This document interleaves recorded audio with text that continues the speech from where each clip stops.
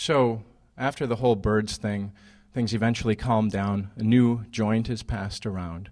And then it is nap time. I'm in Jenny's tent. I'm fake sleeping. This is a great plan.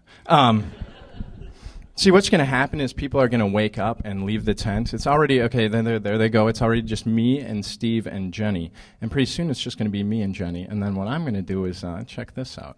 I am going to roll into her in my sleep, and then and then she will roll into me, and then and yes, I have never had sex before, but I've been listening to a lot of Loveline and reading a lot of Henry Miller, and at any rate, afterwards, we'll like want to have a cigarette, but then we'll be like, we can't smoke in the tent. But then we'll be like, oh fuck it, we just had sex, we can do whatever we want. And then she'll be telling me about going away to Chicago to film school in the fall, and she'll want me to go with her, and I will. And during the day, I'll work on my novel, and then at night when she comes home, we'll embrace, and then her leg is rubbing mine. Wait, no, that's not her leg, that's Steve's leg. Wait, what are they doing under the same sleeping bag? Why is he on top of her? What the fuck?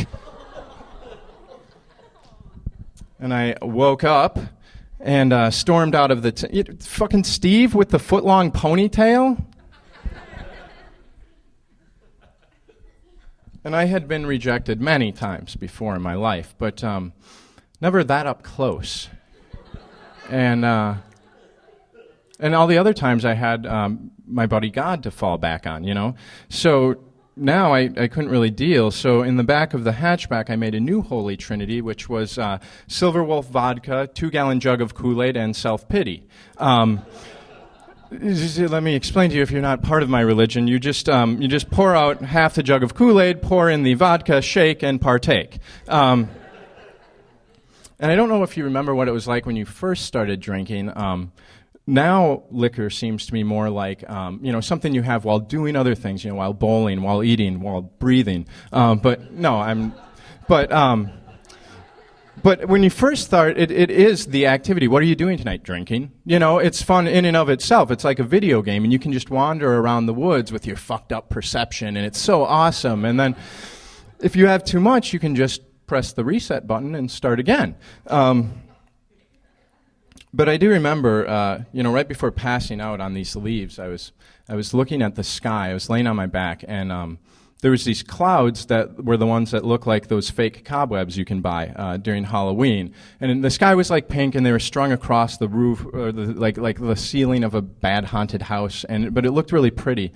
And I remember feeling this sense of loss and thinking how beautiful it was. And I was like, I'm going to have a really profound thought right now. Like this profound feeling and thought will just wash over me. But they were just clouds.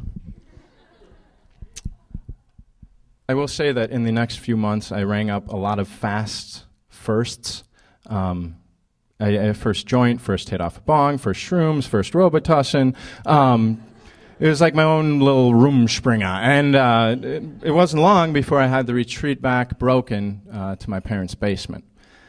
And it was only then, finally, that I had the profound thought, which was maybe instead of picking a beauty from afar and going for broke, I should just find someone who already kind of likes me and who I kind of like, and then just go from there.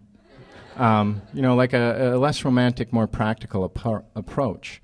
The basic thing was I realized that post-Christ I would be working without a net, and I needed to practice some balance.